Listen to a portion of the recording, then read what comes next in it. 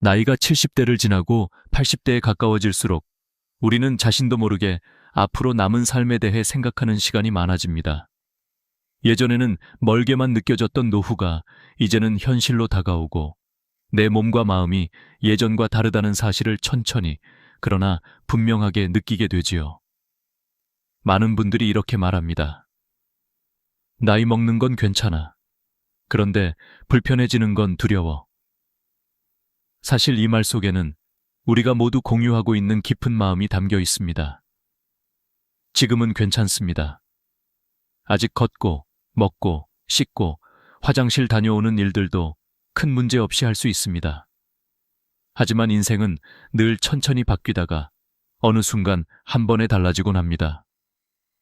걸음이 조금 느려지고, 계단이 갑자기 가파르게 느껴지고, 밤중에 일어나 화장실을 가는 일이 점점 힘들어질 때 우리는 내가 정말 나이 들었구나 하고 실감하게 됩니다. 누가 알려주지 않아도 몸은 조용히 신호를 보냅니다. 그리고 이 신호를 잘 듣는 사람은 노년이 편안해지고 무시한 사람은 갑작스럽게 어렵고 불편한 시간을 맞이하게 되지요. 전문가들은 말합니다. 노년의 삶은 운이 아니라 준비라고. 지금까지 어떻게 살아왔는지가 남은 인생의 질을 가른다고. 실제로 75세가 지나면 절반이 넘는 분들이 일상생활에서 누군가의 도움을 필요로 한다는 통계가 있습니다. 즉, 지금의 나와 10년 뒤의 나는 같은 사람이지만 전혀 다른 삶을 살 수도 있다는 뜻입니다. 누군가는 여전히 나만의 속도로 산책하고 좋아하는 음식을 만들고 친구를 만나고 웃으며 하루를 보냅니다. 반면 누군가는 침대에서 일어나는 것조차 힘들어지고 집 안에서도 넘어질까 두려워하며 혼자 화장실을 가는 것조차 불안해집니다. 이 차이가 어디에서 생길까요? 운일까요? 체질일까요? 아닙니다. 바로 지금부터의 선택입니다. 우리는 나이를 되돌릴 수는 없지만 앞으로 어떻게 나이 들 것인가를 선택할 수 있습니다. 그리고 그 선택은 대단한 것이 아니라 아주 작은 습관에서 시작됩니다. 집을 어떻게 정리하느냐, 하루를 어떻게 보내느냐, 누구와 어떻게 지내느냐. 이 작은 것들이 모여 건강한 노년과 의존적인 노년을 나누게 됩니다. 여기서 중요한 것은 두려워하는 것이 아니라 알아차리고 준비하는 것입니다. 노년은 누구에게나 찾아오는 자연스러운 과정입니다. 숨을 쉬듯이, 계절이 바뀌듯이 우리 인생도 흐릅니다. 그러나 어떻게 맞이하느냐는 우리 손에 달려 있습니다. 일본의 한 노년 철학자는 이렇게 말했습니다. 노년은 젊은 시절의 연장이 아니라 지금의 내가 쌓아온 마음의 결과다. 즉, 노년은 갑자기 찾아오는 것이 아니라 만들어지는 것입니다. 지금 이 순간의 태도, 선택, 습관이 나의 5년, 10년 뒤의 모습을 결정합니다. 그렇다면 지금 우리는 무엇을 봐야 할까요? 바로 내가 앞으로도 스스로 일상을 유지할 수 있는지입니다. 걷고, 씻고, 일어나고, 눕고, 밥을 먹고, 화장실에 가는 가장 기본적인 일상. 이 기본을 잃지 않는 것이 바로 존엄한 노년입니다. 남에게 폐 끼치지 않고 내가 원하는 일을 하고 내가 살고 싶은 집에서 내가 선택한 방식으로 사는 삶. 이것이 많은 어르신들이 말하는 행복한 노후입니다. 그리고 그 시작은 두려움이 아니라 방향입니다. 지금부터 우리는 노년의 삶을 지켜주는 8가지 핵심 원칙을 하나씩 배워갈 것입니다. 무리할 필요도 없습니다. 단숨에 바꿀 필요도 없습니다. 그저 조금씩, 그러나 꾸준하게. 여러분의 남은 삶이 불안이 아닌 평온으로, 외로움이 아닌 따뜻함으로, 의존이 아닌 스스로의 힘으로 채워질 수 있도록 말입니다. 지금부터의 시간은 여러분의 인생 후반을 바꾸는 아주 중요한 출발점이 될 것입니다. 그러니 지금 이 순간 마음을 천천히 가라앉히고 편안한 자세로 계속 들어주세요. 이 이야기는 여러분 자신의 이야기일지도 모릅니다. 우리의 노년이 편안하고 안전하기 위해 가장 먼저 지켜야 할 것은 바로 집입니다. 평생 살아온 익숙한 공간이라고 해서 항상 편안하거나 안전한 것은 아닙니다. 젊을 때는 아무렇지 않게 넘었던 문턱이 70대 이후에는 넘어짐의 시작이 되고 맨바닥에 흐르던 물 한 줄기가 어느 순간 큰 사고의 원인이 되기도 합니다. 그래서 많은 전문가들은 말합니다. 노년의 삶은 집안 구조가 결정한다고.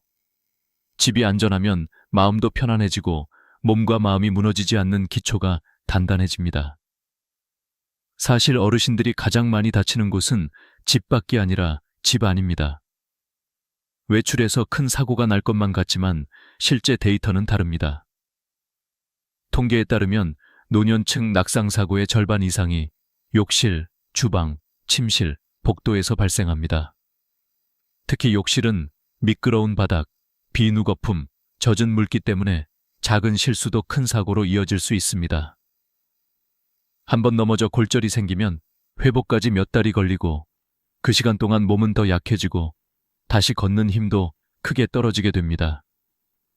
이렇게 한 번의 낙상은 단순한 부상이 아니라 일상 기능이 무너지는 시작점이 될 수 있습니다. 그러니 지금부터는 내 집을 다시 보는 눈이 필요합니다. 더 이상 살던 대로 사는 집이 아니라 나의 몸을 지켜주는 집으로 바꾸어야 합니다. 예를 들어 욕실 바닥에는 미끄럼 방지 매트를 깔아두고 샤워 공간이나 변기 옆에는 견고한 손잡이를 설치해야 합니다. 이 작은 손잡이 하나가 넘어질 수 있는 순간을 붙잡아주고 혼자서도 씻고 사용할 수 있는 자립의 힘을 유지시켜줍니다. 또한 씻을 때 서서 버티지 않아도 되도록 샤워 의자를 두는 것은 생각보다 큰 차이를 만들어냅니다. 앉아서 씻는 것만으로도 허리, 무릎, 다리에 주는 부담이 줄어들고 넘어질 위험도 크게 줄어듭니다. 많은 어르신들이 처음엔 그 정도는 아직 필요 없다고 말하지만 실제로 사용해보면 훨씬 편하고 안전하다고 느낍니다. 이것은 나약해진 것이 아니라 내 몸을 보호하는 지혜입니다. 집을 고를 때나 이사를 고려할 때도 계단이 많은 집은 생각보다 큰 부담이 됩니다. 무릎과 관절이 예전 같지 않기 때문에 1층 또는 엘리베이터가 있는 아파트가 훨씬 안전하고 편안한 선택입니다. 출입구가 넓고 복도나 방 사이에 문턱이 없는 구조, 바닥이 미끄럽지 않도록 마감된 공간, 밤에도 발걸음이 안전하도록 은은하고 부드러운 조명이 배치된 집. 이것이 바로 나의 몸을 이해하는 집입니다. 특히 조명은 노년의 안전에서 매우 중요합니다. 나이가 들수록 눈은 어두운 곳에서 더 느리게 초점을 잡고 물체의 윤곽도 또렷하게 보이지 않을 수 있습니다. 그래서 복도, 침실, 화장실 입구에 간접 조명을 설치해두면 밤에 화장실을 가더라도 불을 환하게 켜지 않아도 되고 눈부심 없이 안전하게 이동할 수 있습니다. 주방도 마찬가지입니다. 무거운 냄비는 어느 날 갑자기 들어올리기 어렵게 느껴지고 높은 선반은 팔을 뻗은 순간 균형을 잃을 수 있습니다. 그러니 음식 조리대는 앉아서 사용 가능한 높이로 조정하고 자주 사용하는 식기와 조리 도구는 허리와 눈높이 사이에 배치하는 것이 좋습니다.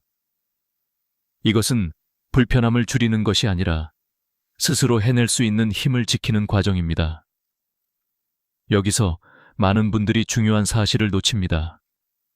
안전한 집은 보호가 아니라 자유를 지켜주는 것입니다. 넘어질까 걱정되지 않는 집, 밤에도 편안히 움직일 수 있는 집, 스스로 씻고, 먹고, 정리할 수 있는 집은 결국 내가 나답게 살 수 있는 마지막 공간입니다.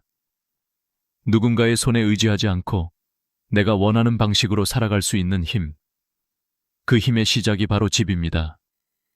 이제 여러분께 조용히 권합니다. 오늘 저녁 잠들기 전 집안을 천천히 한 바퀴 둘러보세요. 습관처럼 보이던 구조들이 노년의 삶을 지켜주는 기둥인지 아니면 위험의 씨앗이 될 수 있는지 바꾸는데 큰 돈이 들지 않습니다. 생각을 바꾸고 작은 장치를 더하고 나의 몸을 이해해주는 공간을 만드는 것. 그것만으로도 여러분의 남은 삶이 훨씬 편안해질 수 있습니다. 집은 단순한 장소가 아닙니다.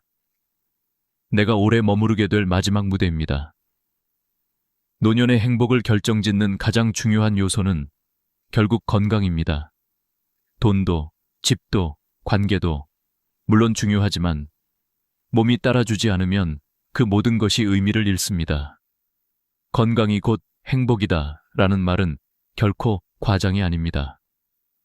70대 이후의 삶은 몸 상태에 따라 자유로운 노년이 되거나 의존적인 노년으로 갈리게 됩니다. 그런데 많은 분들이 이렇게 생각합니다. 지금까지 큰 병 없이 살아왔으니 나는 괜찮겠지. 하지만 건강은 어느 날 갑자기 무너지는 것이 아니라 아주 작은 변화와 신호들이 쌓이고 쌓이다가 어느 순간 한꺼번에 나타납니다. 예를 들어 예전에는 평지 걷는 것이 아무렇지 않았는데 요즘은 조금만 걸어도 허리가 당기고 숨이 차거나 아침에 일어날 때 다리가 무겁고 관절이 뻣뻣하거나 밤에 쉽게 잠들지 못하고 중간에 자꾸 깨는 변화들. 이런 것들은 단순 피로나 노화가 아니라 몸이 조용히 보내는 경고 신호일지도 모릅니다. 여기서 중요한 것은 늦지 않았을 때 알아차리고 반응하는 것입니다. 건강은 잃은 후에 되찾는 것이 아니라 지금부터 지키는 것입니다. 건강을 지키는 첫 번째 방법, 근력 유지 나이가 들수록 가장 빠르게 줄어드는 것이 바로 근육입니다. 근육은 단순히 움직이는 데 쓰이는 것이 아니라 몸을 지탱하고 균형을 잡아주는 역할을 합니다. 근육이 약해지면 걷는 속도가 느려지고 작은 충격에도 쉽게 넘어지며 넘어진 후에는 회복하는데 훨씬 더 긴 시간이 필요해집니다. 특히 70세 이후에는 근육량이 매년 자연적으로 감소하기 때문에 일부러 지켜주어야 합니다. 하지만 무거운 운동을 할 필요는 없습니다. 가장 좋은 운동은 이미 우리 곁에 있습니다. 바로 걷기입니다. 하루 30분. 빠르게 걸을 필요도 없습니다. 내 호흡에 맞게 천천히, 꾸준히. 매일 걷는 사람과 일주일에 한 번 걷는 사람은 1년이 지나면 완전히 다른 몸을 가지게 됩니다. 건강을 지키는 두 번째 방법. 올바른 식사. 나이가 들면 식사량이 줄고 음식을 대충 해결하게 되는 경우가 많습니다. 하지만 이 시기일수록 영양은 더 중요해집니다. 근육을 유지하려면 단백질이 필요하고 뼈를 지키려면 칼슘과 비타민 D가 필요합니다. 다음 음식들을 의식적으로 챙겨보세요. 달걀, 두부, 콩, 생선, 요구르트나 치즈, 쌈채소, 브로콜리, 시금치, 바나나, 사과, 귤 같은 소화 쉬운 과일, 그리고 중요한 사실. 너무 짜게, 너무 맵게, 너무 기름지게 먹는 식습관은 노화 속도를 빠르게 만듭니다. 자극적인 맛은 잠깐의 만족은 줄 수 있지만 장기적으로는 몸에 부담만 쌓입니다.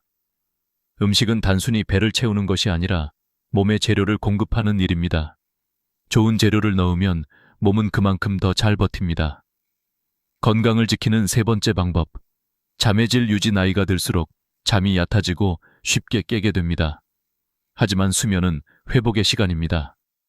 잠이 부족하면 면역력이 떨어지고 기운이 없으며 우울감도 더 쉽게 찾아옵니다. 따라서 다음을 실천해 보세요. 밤늦게 스마트폰 보지 않기.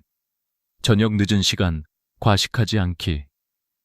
따뜻한 물로 가볍게 샤워 후 잠들기. 낮잠은 20분 이내로. 몸은 우리가 쉬어주면 회복할 줄 아는 똑똑한 존재입니다. 문제는 쉬어줄 시간을 주지 않는 데 있지요. 건강을 지키는 네 번째 방법. 사람과의 연결. 은퇴 후 혼자 있는 시간이 많아지면 몸보다 마음이 먼저 약해집니다. 혼자 있는 것이 편할 때도 있지만 지나치게 고립되면 우울감과 무기력함이 서서히 스며듭니다. 그래서 사람을 만나는 것은 건강관리의 일부입니다. 누군가와 이야기하고 함께 걸어보고 따뜻한 밥 한 끼를 나누는 일. 그 작은 행동들이 삶에 다시 생기를 되찾게 합니다. 지금의 작은 선택이 앞으로의 10년을 결정합니다.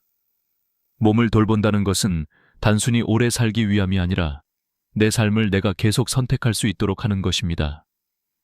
걷고, 먹고, 씻고, 스스로 생활할 수 있는 힘.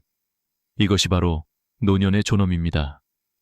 오늘 하루 단 10분이라도 내 몸을 위해 무언가를 해보세요. 그러면 내일이 조금 더 편안해집니다. 그리고 그 내일이 쌓여 당신의 노년을 지켜줄 것입니다. 노년의 행복을 결정짓는 또 하나의 중요한 요소는 사람과의 관계, 그리고 그 관계를 지켜내는 대화의 힘입니다. 나이가 들수록 몸이 약해지는 것처럼 마음도 쉽게 예민해지고 상처받기 쉬워집니다. 젊을 때는 조금 서운해도 금방 잊고 지나갔던 말들이 노년에는 오래 남고 마음을 흔들고 때로는 외로움으로 이어지기도 합니다. 그래서 이 시기에는 어떻게 말하느냐가 무엇보다 중요합니다. 노년의 대화는 단순한 말의 교환이 아니라 마음과 마음이 이어지는 다리가 되기 때문입니다. 사실 많은 부모님들은 자식들과의 관계에서 나는 잘해주려고 한 말인데 왜 자식은 서운해할까? 라고 생각하신 적이 있을 겁니다. 부모의 조언은 사랑에서 나오지만 자식들은 때때로 그것을 간섭이나 잔소리처럼 느낍니다. 왜냐하면 자식들 역시 이미 자기 삶을 살아가고 있고 자신만의 방식과 생각을 갖고 있기 때문입니다. 그렇다고 부모의 사랑이 잘못된 것은 아닙니다. 다만 표현 방식이 바뀔 필요가 있는 것이지요. 한 어르신이 이런 말씀을 하신 적이 있습니다. 나이 들수록 말을 줄이고 마음을 넓혀야 한다. 그래야 관계가 편안해진다. 이 말은 매우 단순하지만 깊은 지혜를 담고 있습니다. 말을 적게 하라는 뜻이 아니라 말하는 방식에 마음을 담으라는 뜻입니다. 이를 위해 가장 중요한 것은 세 가지입니다.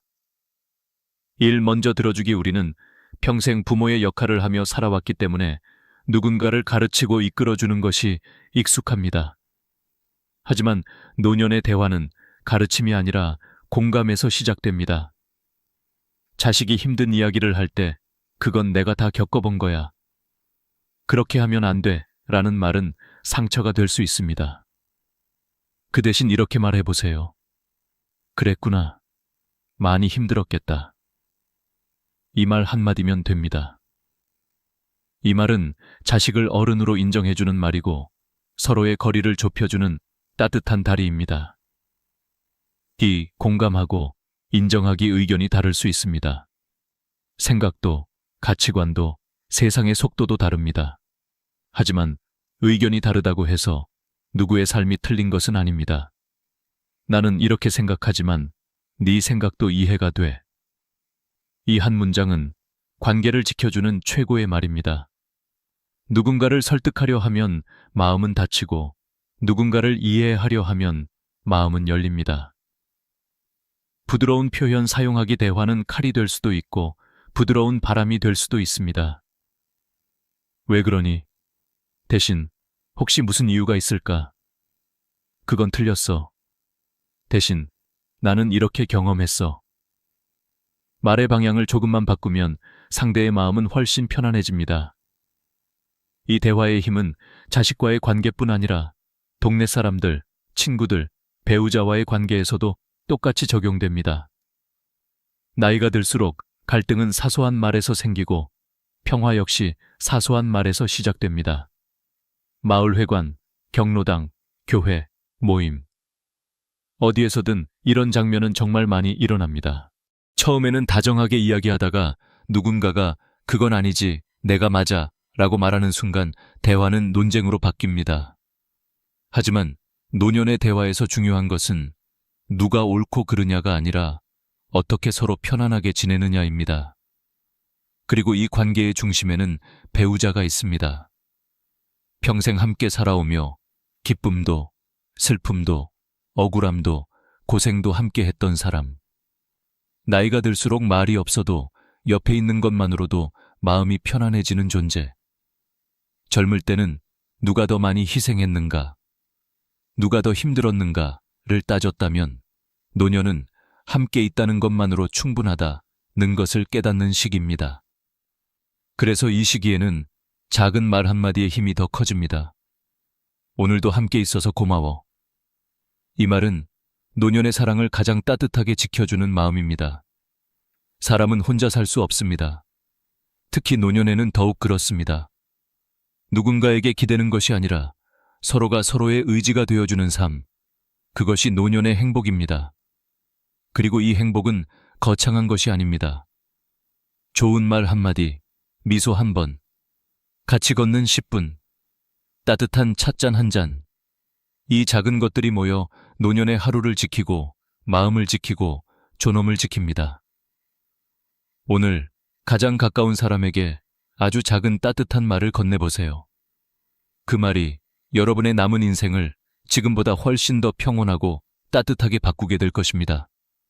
노년의 삶에서 경제적 안정은 결코 피할 수 없는 주제입니다.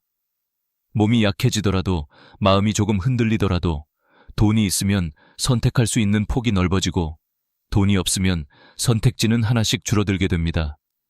그래서 사람들은 이렇게 말하곤 하지요. 돈이 행복을 주지는 않지만 불행을 막아주는 힘은 있다. 나이가 들수록 이 말의 의미가 더욱 깊어집니다. 많은 분들이 은퇴 이후의 삶을 생각할 때 이 정도면 괜찮겠지 하고 막연히 예상합니다. 하지만 현실은 생각보다 냉정합니다. 의료비, 생계비, 주거비, 예상치 못한 응급 상황들. 이 모든 것은 시간이 지나면 점점 더 무거운 짐이 되어 다가옵니다. 특히 75세 이후 스스로 움직이고 생활하는 능력이 서서히 줄어들면서 경제적 준비의 필요성은 더욱 선명하게 드러나지요. 이 시기 가장 슬픈 일 중 하나는 돈 때문에 자식에게 의지하게 되는 순간입니다. 처음엔 괜찮습니다. 얘야, 이번 달에만 조금 도와줄래? 하지만 이 말이 2번, 3번 반복되면 자식도 부담을 느끼고 부모도 마음이 작아지기 시작합니다. 부모는 미안함 때문에 말을 줄이고 자식은 부담감 때문에 연락이 줄어들고 결국 관계는 조용히 멀어집니다. 사랑 때문에 시작된 도움임에도 시간이 지나면 서로에게 무거운 짐이 됩니다. 반대로 경제적으로 스스로를 책임질 수 있는 어른은 존중받는 삶을 살게 됩니다. 우리 부모님은 힘든 이야기를 하지 않으려 하셔. 우리 엄마 아빠는 늘 당당하셔. 걱정 말라고 하시는데 가끔은 그 모습이 참 든든해. 이런 말을 듣는 어르신들은 그 자체로 자식들의 마음속에서 존경의 자리를 갖습니다. 부모가 의존하지 않을 때 자식은 오히려 더 다가오고 더 챙기고 더 마음을 씁니다. 그렇다면 노년의 경제적 안정은 어떻게 만들어질까요? 이미 시간이 많이 흘러버려서 새로운 소득을 만들기 어렵다고 생각할 수도 있습니다. 하지만 늦은 것은 아닙니다. 지금 이 순간부터 다시 시작할 수 있습니다. 1연금 점검하기, 국민연금, 기초연금, 개인연금. 이미 받고 계신 분도 앞으로 받을 예정인 분도 계시겠지요. 하지만 많은 어르신들은 자신이 받을 수 있는 금액과 혜택을 정확히 모르는 경우가 많습니다. 연금상담센터, 주민센터, 복지상담소. 이곳에서 본인의 연금 수령 구조를 다시 점검해 보세요. 조금만 정리해도 한 달 생활비에 여유가 생길 수 있습니다. 이 의료비 대비하기 나이가 들수록 가장 부담되는 비용이 바로 병원비입니다. 병원에 1번, 2번 가다 보면 생각보다 큰 지출이 생기지요. 따라서 지금이라도 의료보험, 실비보험, 장기요양보험을 점검하는 것이 중요합니다. 건강은 예방할 때가 가장 싸다는 말이 있듯 돈도 마찬가지입니다. 미리 대비하면 부담을 크게 줄일 수 있습니다. 3집은 재산이자 자원이다. 우리 세대 대부분은 평생 일해 모은 가장 큰 자산이 집입니다. 하지만 집이 있다고 해서 항상 생활이 여유롭다는 뜻은 아닙니다. 집은 크기만 하고 생활비는 부족한 경우가 많지요. 이럴 때 고려할 수 있는 것이 주택연금입니다. 집을 팔지 않고도 집에서 계속 살면서 연금처럼 생활비를 받을 수 있는 제도입니다. 집을 지키고 생활도 지키는 방법이라는 점에서 많은 전문가들이 추천하는 방식입니다. 사무리한 투자는 절대 금물 노년층을 노리는 사기 수법은 매년 새로 생깁니다. 이거 한번 하면 큰돈 벌 수 있어요. 안정적인 투자입니다. 다른 어르신들은 다 하셨어요. 이렇게 달콤하게 속삭입니다. 하지만 큰돈은 절대 쉽게 오지 않습니다. 평생 땀 흘려 모은 돈을 한순간에 잃는 일만큼 가슴 아픈 비극은 없습니다. 노년의 돈은 늘리는 것보다 지키는 것이 더 중요합니다. 이렇게 경제적인 기반이 갖추어지면 노년의 삶은 완전히 달라집니다. 돈이 많아서가 아니라 돈 때문에 선택을 빼앗기지 않기 때문입니다. 원할 때 친구를 만나고, 가고 싶은 곳에 가고, 먹고 싶은 것을 먹고, 자식에게 부담을 주지 않고 스스로 존엄을 지킬 수 있습니다. 그리고 무엇보다 중요한 것, 경제적 자립은 당신의 마음을 자유롭게 합니다. 노년에 진정으로 존경받는 사람은 부유한 사람이 아니라 스스로의 삶을 지켜낸 사람입니다. 나는 내 삶을 내가 책임진다. 이런 마음가짐은 어떤 재산보다 가치 있고 어떤 보석보다 빛납니다. 지금부터라도 늦지 않았습니다. 오늘 이 순간을 새로운 출발점으로 삼아보세요. 당신의 남은 인생은 아직 길고 그 시간은 당신의 것입니다. 나이가 들수록 마음이 깊어지고 삶을 바라보는 시선도 조금씩 달라집니다. 젊은 시절에는 앞만 보고 달리느라 보이지 않던 것들이 70대, 80대가 되면 천천히 더 선명하게 보이기 시작하지요. 그 중에서도 가장 크게 달라지는 것은 행복의 기준입니다. 어떤 분들은 말합니다. 행복은 멀리 있는 줄 알았는데 결국 늘 곁에 있었다는 걸 늦게야 깨달았어요. 하지만 한 가지 잊지 말아야 할 것이 있습니다. 그 행복은 저절로 유지되지 않는다는 사실입니다. 우리는 끝까지 삶을 살아내야 하고 스스로를 돌보며 남은 생을 어떻게 보낼지 선택해야 합니다. 그리고 그 선택 안에는 취미, 함께할 사람들, 거주 환경, 그리고 마음가짐이 포함됩니다. 많은 분들이 은퇴를 하고 나면 갑자기 시간이 비어버린 자신을 발견합니다. 일이 사라지고 역할이 사라지고 이제 나는 무엇을 해야 할까? 라는 질문 앞에 서게 되지요. 이때 중요한 것이 바로 취미입니다. 취미는 단순히 시간을 때우기 위한 것이 아닙니다. 취미는 내가 아직 살아있음을 확인하는 순간입니다. 내가 나를 돌보고 내 삶을 직접 채운다는 증거이기도 합니다. 예를 들어 볼까요? 한 분은 78세에 그림을 배우기 시작했습니다. 처음에는 손이 떨려서 붓조차 가늘게 잡지 못했지만 하루에 30분, 1년 동안 계속 그렸습니다. 그리고 어느 날 그분은 이렇게 말했습니다. 나는 다시 나를 찾았어요. 그림 앞에서는 나이가 없더군요. 또 어떤 분은 82세에 걷기 모임을 시작했습니다. 동네 사람들과 함께 매일 2000보씩 걸으며 가볍게 웃고 이야기하는 그 시간이 하루 중 가장 기다려지는 시간이 되었다고 말합니다. 숫자는 그냥 숫자일 뿐이더군요.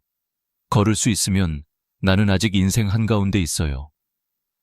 이 말에는 노년의 삶을 관통하는 깊은 진실이 담겨 있습니다. 그 다음으로 중요한 것은 어디에서 누구와 살아갈 것인가입니다. 나는 요양원 가기 싫어. 이 말은 정말 많은 어르신들이 하십니다.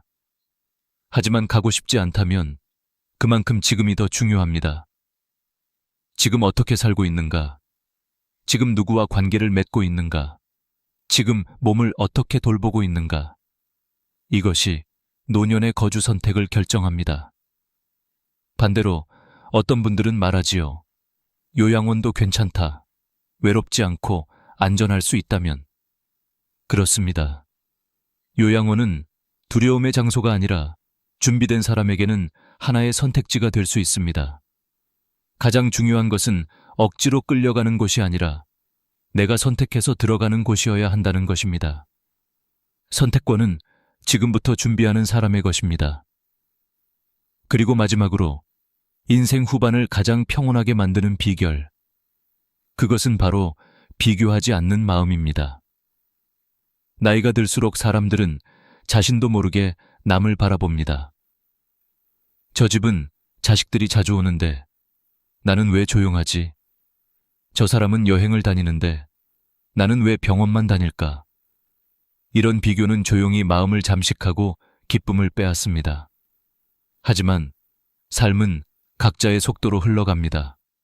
누구는 건강을 더 갖고 태어나고, 누구는 돈을 더 갖고 태어나고, 누구는 가족 운이 좋은 사람도 있습니다. 그렇다면 내가 가진 것은 무엇일까요?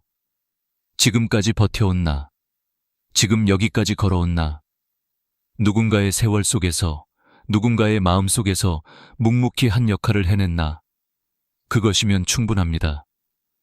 어떤 85세의 어르신이 이런 말을 했습니다. 행복은 더 가지는 것이 아니라 덜 비교하는 것에서 왔다. 인생을 오래 살아본 사람의 한 문장은 가끔 책 한 권보다 더 깊습니다. 이제 우리도 그렇게 살아가면 됩니다. 조금 내려놓고, 조금 천천히 걷고, 조금 덜 비교하고, 조금 더 고마워하고, 그러면 남은 인생은 조용하고도 깊게 빛나기 시작합니다. 여러분, 노년은 끝이 아닙니다. 노년은 완성의 시간입니다. 지금부터의 하루하루가 당신의 남은 생을 결정합니다. 그리고 그 삶은 여전히 당신의 손안에 있습니다. 이 영상이 당신의 마음에 조금의 따뜻함과 작은 용기를 남길 수 있기를 바랍니다. 당신의 하루가 고요하고 평온하며 당신의 내일이 지금보다 더 따뜻하기를 진심으로 응원합니다. 나이가 들어 80세를 넘기게 되면 우리는 인생에서 또 한 번의 조용한 문턱을 맞이하게 됩니다. 이 시기는 과거처럼 몸이 움직여주지 않는 것을 느끼기 시작하고 마음 역시 쉽게 지치거나 외로움을 느끼기 쉬워집니다. 그러나 많은 분들은 이런 변화를 단순히 나이 들면 다 그렇지 라고 받아들이며 지나칩니다. 하지만 최근 의학 연구들은 분명히 말합니다. 80세 이후 건강의 급락은 자연스러운 노화만의 문제가 아니라 우리가 살아가는 방식에서 비롯된 변화라는 것을요. 다시 말해, 지금부터 어떻게 살아가느냐에 따라 앞으로의 10년, 20년이 달라질 수 있다는 뜻입니다. 통계에 따르면 평균 수명은 83세지만 실제로 스스로 걷고 먹고 씻고 생활을 유지할 수 있는 건강 수명은 73세 전후라고 합니다. 즉, 많은 사람들이 인생의 마지막 10년 이상을 불편과 의존 속에서 보내고 있다는 것입니다. 그런데 더 충격적인 사실은 이 건강 수명과 실제 수명 사이의 간격을 줄일 수 있는 방법이 존재한다는 점입니다. 나이가 많다고 해서 이미 늦은 것이 아니라 지금부터 몸과 마음을 다시 깨우는 시간이 시작될 수 있다는 의미입니다. 우리는 인생의 대부분을 누군가를 위해 살아왔습니다. 가족을 위해, 자녀를 위해, 일을 위해, 사회를 위해 스스로를 내어주며 바쁘게 걸어왔습니다. 그렇게 서둘러 살다 보니 정작 나 자신을 위해 사는 법은 익히지 못한 채 여기까지 도달했습니다. 그래서 은퇴 이후 갑작스러운 정적 속에서 많은 분들이 마음 한켠의 허전함과 두려움을 느끼기도 합니다. 그러나 중요한 것은 이 시기가 끝나는 시간이 아니라 진짜로 나를 위한 시간이 시작되는 시기라는 점입니다. 문제는 나이가 들수록 몸과 마음이 자연스럽게 정지하려는 방향으로 기울어진다는 것입니다. 예를 들어, 다리가 약해지면 넘어질까 두려워 외출을 줄이고 그러다 보니 활동량은 점점 줄어들며 근육도 빠르게 감소합니다. 그러면 다시 움직이기 어렵고 결국 일상조차 부담스러워지게 됩니다. 이렇게 몸이 멈추면 마음도 멈춥니다. 식사 의욕이 떨어지고 혼자 먹는 습관이 생기고 영양 균형이 무너지며 면역력과 기력이 함께 빠르게 약해집니다. 몸이 약해지는 것이 마음을 약하게 만들고 마음이 약해지는 것이 다시 몸을 무너뜨리는 악순환이 시작되는 것입니다. 하지만 여기서 중요한 전환점이 있습니다. 멈춰가는 삶을 다시 흐르게 만들 수 있다면 건강은 다시 살아날 수 있다는 점입니다. 일본 도쿄 노화연구센터의 장수 노인 추적 조사에서 90세 이후에도 근육량이 회복된 사례가 다수 발견되었습니다. 그들의 공통점은 특별한 운동을 한 것도 고가의 건강식품을 먹은 것도 아니었습니다. 천천히 걷고 누군가와 함께 식사하고 머리를 쓰고 잘 웃고 잘 자는 것, 아주 단순한 5가지였습니다.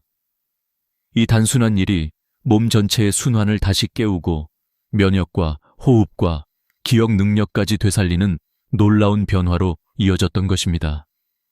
여기서 핵심은 억지로 하지 않는 것입니다.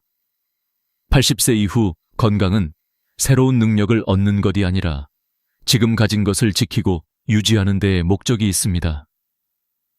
무리하게 운동을 늘리거나 갑자기 많은 목표를 세우는 것이 아닙니다. 나의 속도를 존중하며 천천히 하지만 꾸준히 일상을 흐르게 만드는 것이 가장 현명한 방법입니다.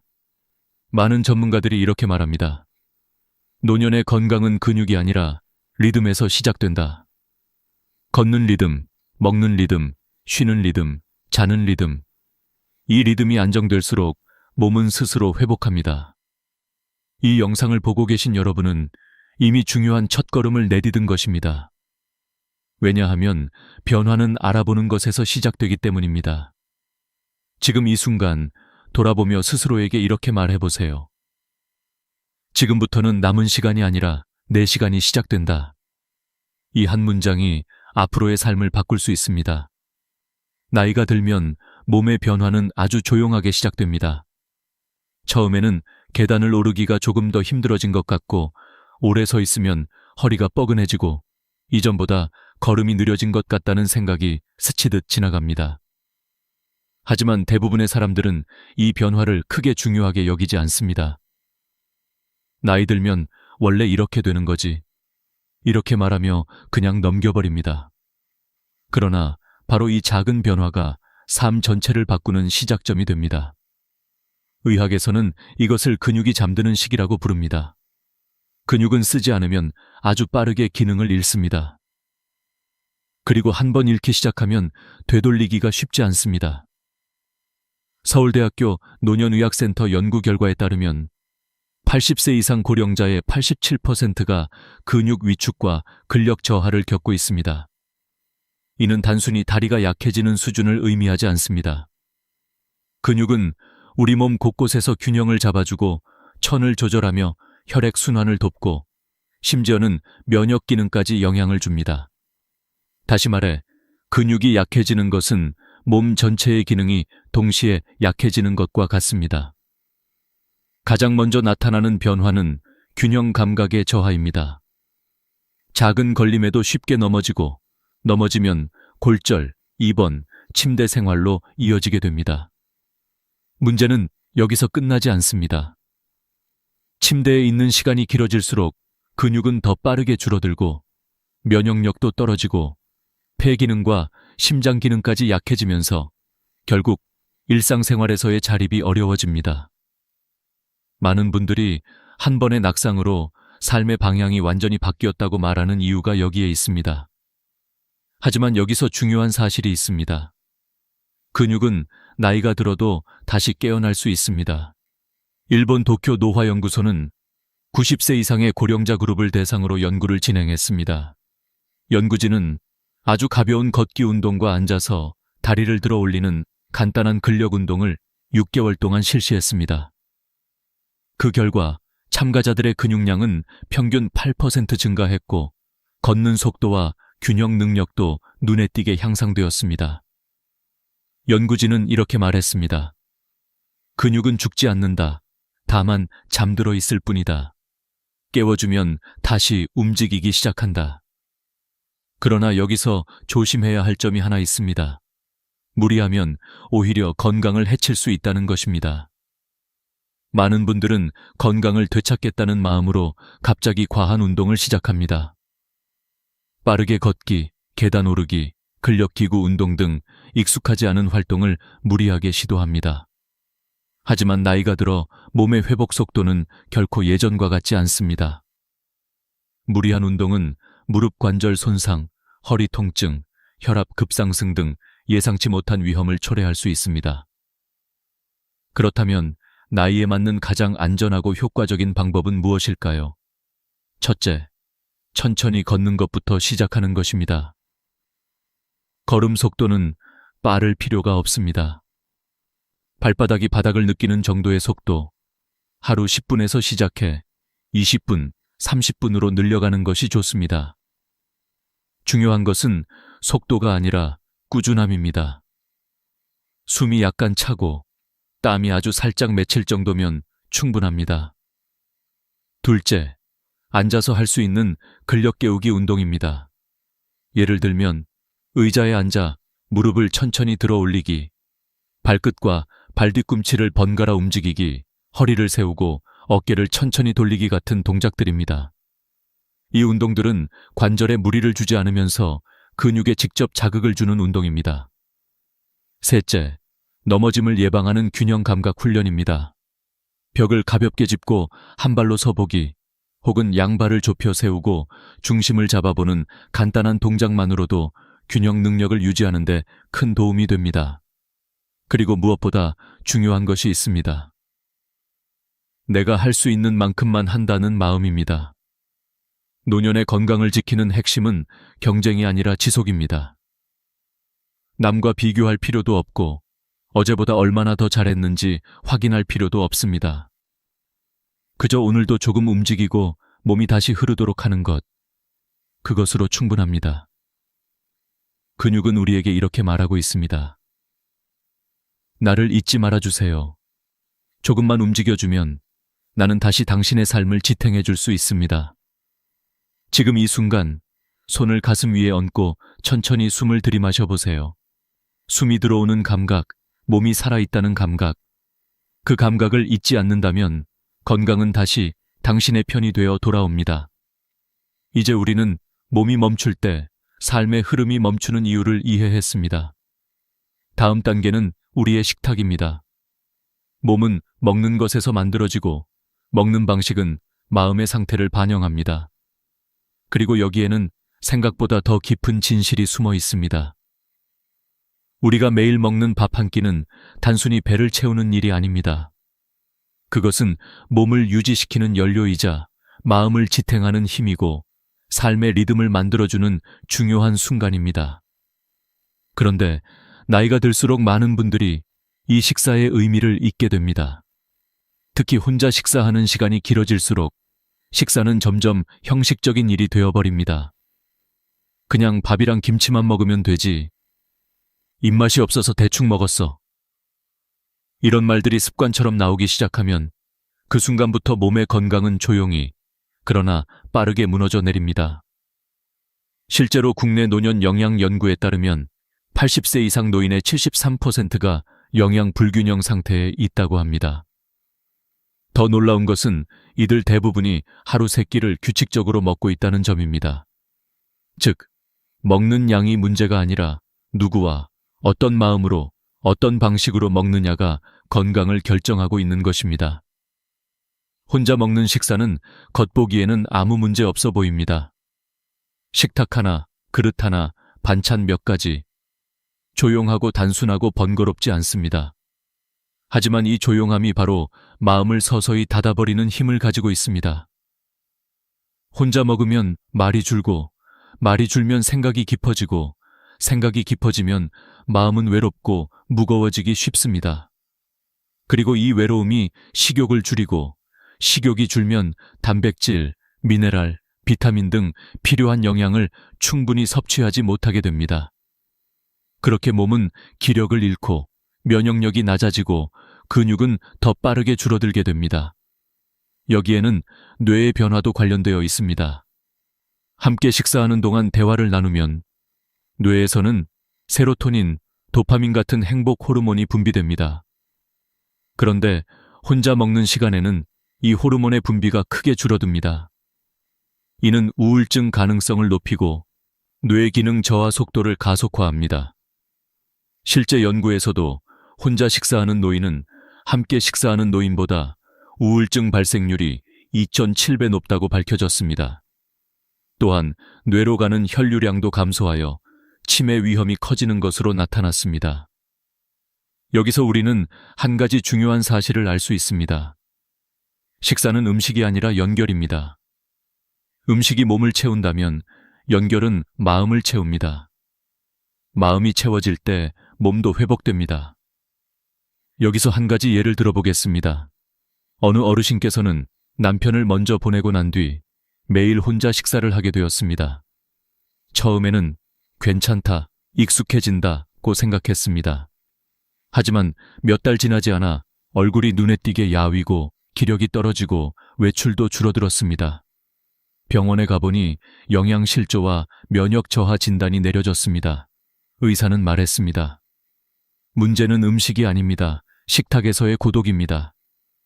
가족들은 주말마다 번갈아 가며 어르신과 함께 식사하기 시작했습니다. 식탁에서 나누는 이야기, 웃음, 소소한 대화. 그 작은 시간이 쌓이자 어르신의 식욕은 서서히 돌아왔고 체력도 회복되었습니다. 그리고 3개월 뒤 다시 스스로 산책을 나가기 시작했습니다. 몸을 살린 것은 음식이 아니라 함께하는 시간이었습니다. 그렇다면 우리는 어떻게 이 식사 습관을 회복할 수 있을까요? 처음부터 거창할 필요는 없습니다. 중요한 건 한 번의 식탁을 함께 만드는 것입니다.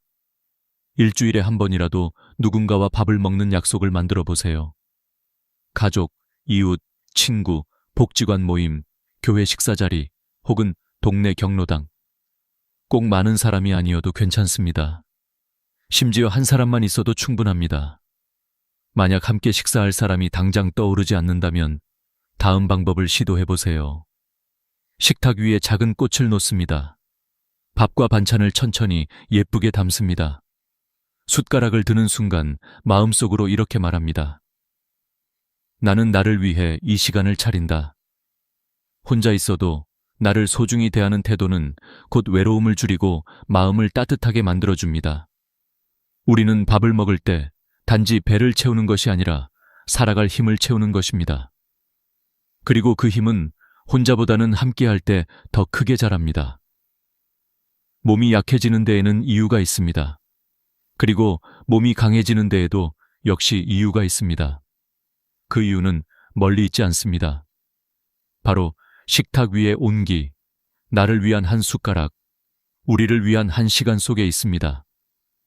이제 몸과 마음이 음식과 연결되어 있다는 사실을 이해했습니다. 다음은 또 다른 중요한 진실, 바로 움직이지 않을수록 건강이 무너진다는 현실입니다.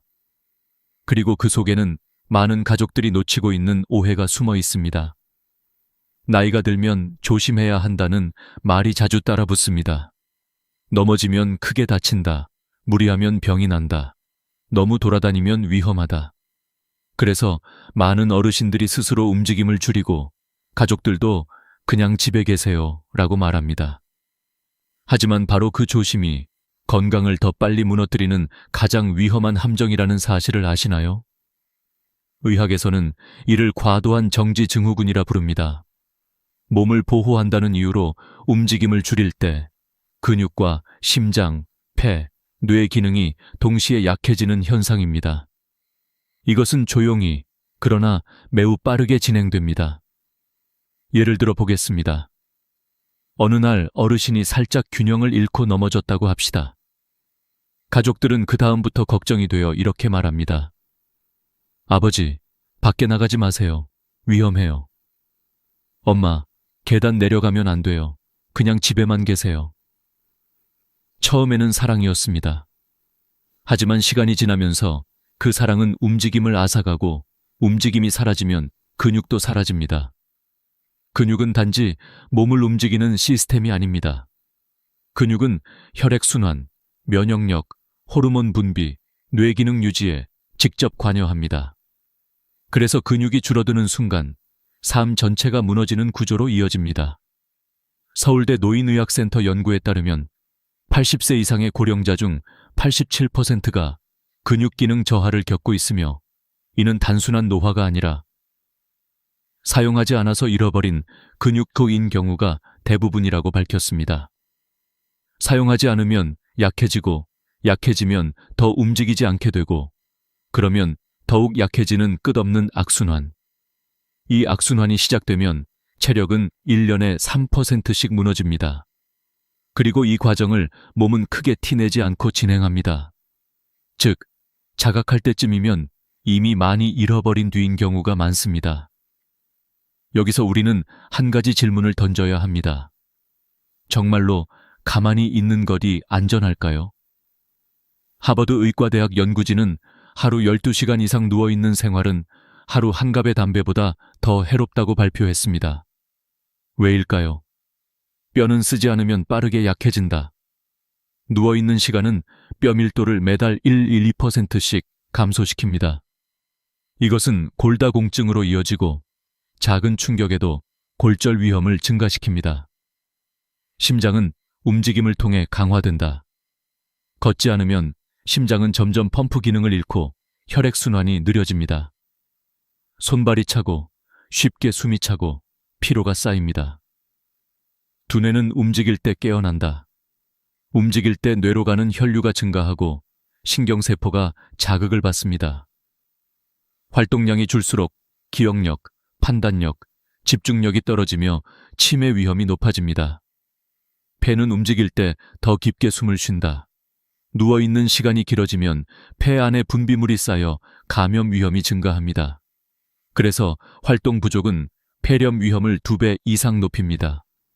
결국 움직이지 않는 삶은 천천히, 그러나 확실하게 삶을 단축시키는 선택이 되는 것입니다. 그렇다면 우리는 어떻게 다시 움직임을 되찾을 수 있을까요? 중요한 것은 많이 움직이는 것이 아니라 제대로 움직이는 것입니다. 처음부터 등산, 체육관, 헬스기구는 필요하지 않습니다. 오히려 잘못된 운동은 관절과 허리를 다치게 할 수 있습니다. 핵심은 부드럽고 지속적인 활동입니다.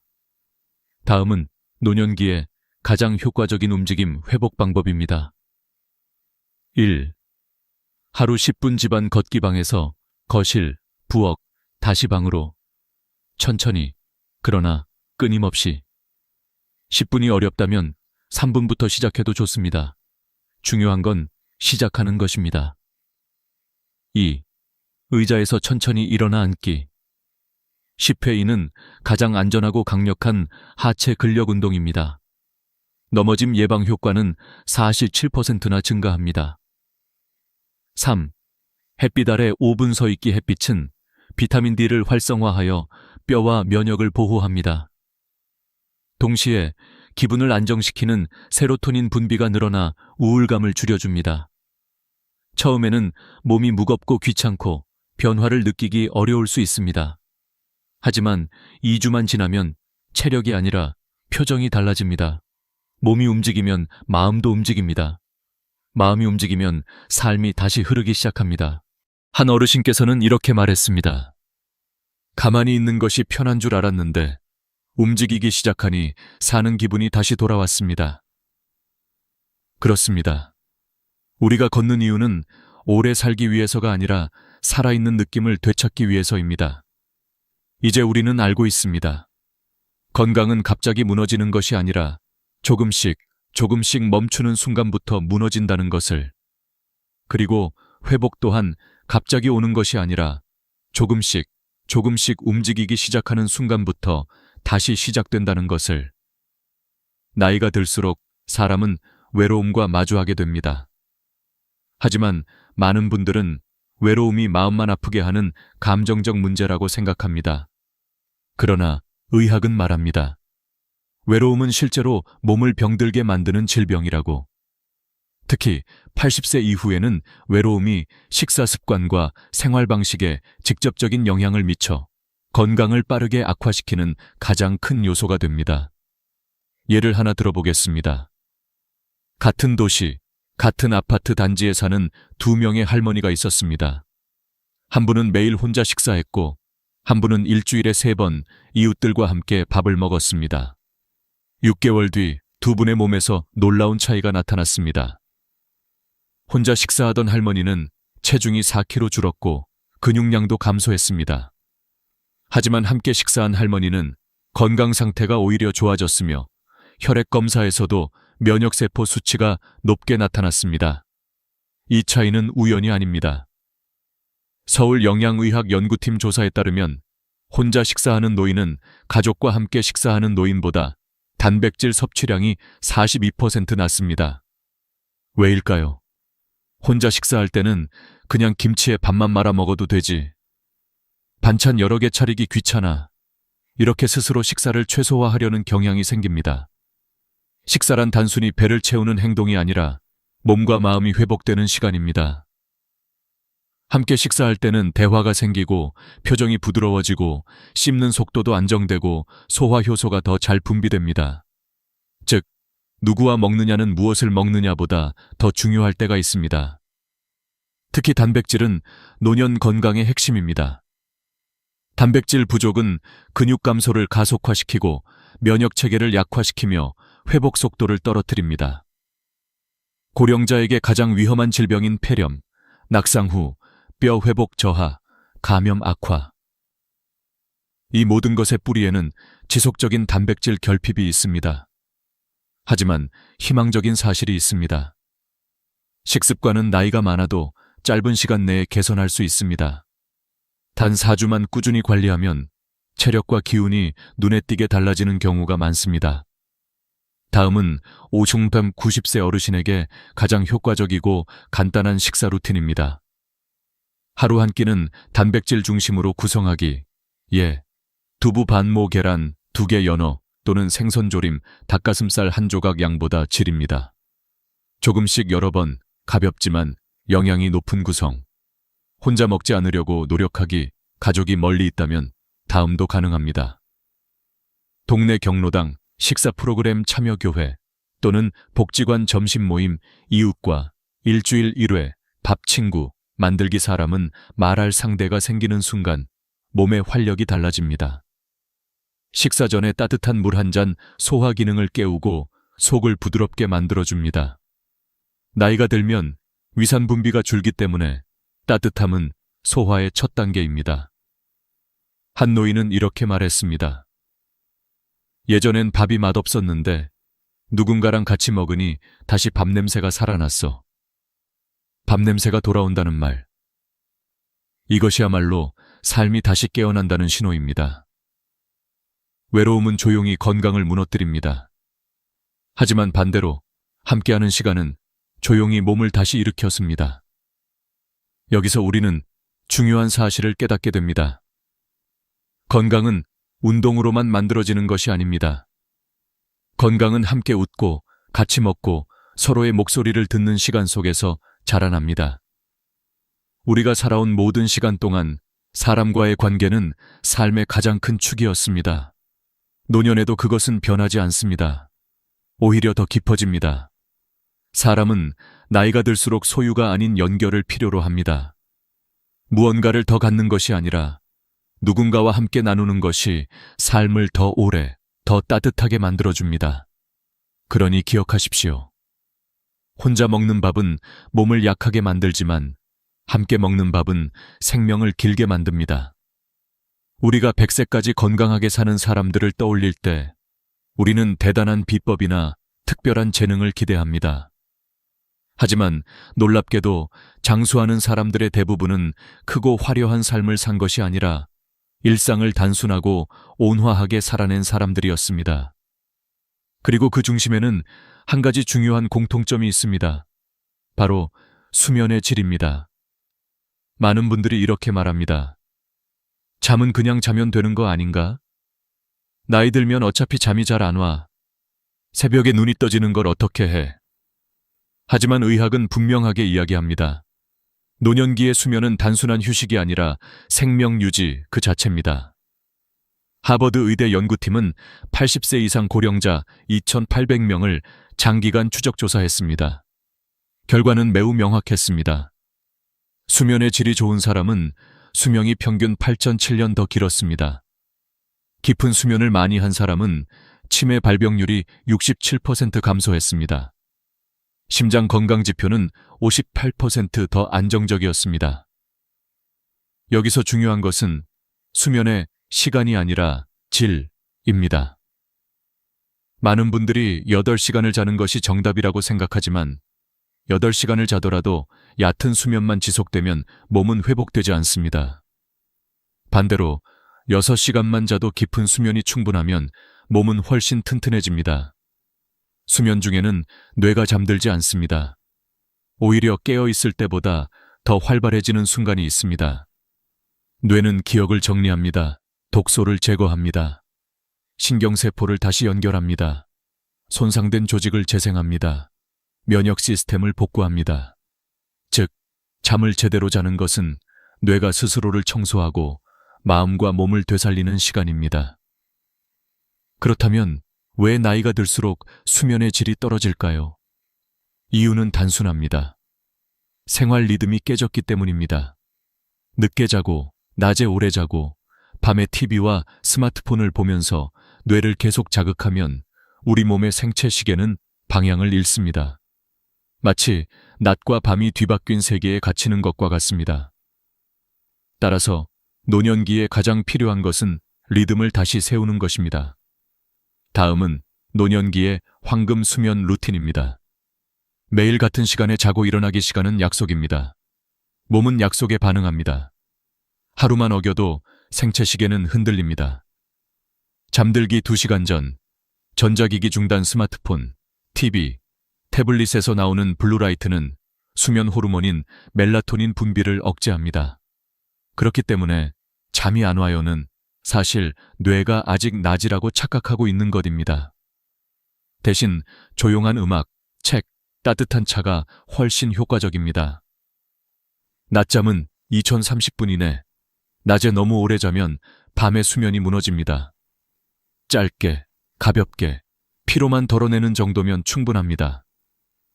잠자기 전 몸을 따뜻하게 하기 따뜻한 물로 손과 발을 데워주면 몸은 자연스럽게 이제 휴식해야 한다고 인식합니다. 따뜻함은 수면으로 가는 입구입니다. 이렇게 리듬이 회복되기 시작하면 생각보다 빠르게 변화가 나타납니다. 아침에 눈을 떴을 때 개운함이 찾아오고, 낮 동안의 기운이 달라지고, 저녁 시간이 더 평온해지고, 감정이 부드러워지고, 몸이 다시 자기 속도를 찾습니다. 그리고 여기서 아주 중요한 사실을 발견하게 됩니다. 건강은 거창한 변화에서 오는 것이 아니라 조용한 반복 속에서 자라난다는 것. 우리는 평생 일하고 책임지고 참고 버텨왔습니다. 누군가를 위해 노력하며 살아왔습니다. 그러나 이제는 인생의 무게를 내려놓고 내 몸과 마음이 원하는 속도로 살아도 괜찮습니다. 건강하게 산다는 것은 전쟁이 아니라 조화입니다. 억지로가 아니라 맞춰가는 것입니다. 빠르게가 아니라 꾸준하게입니다.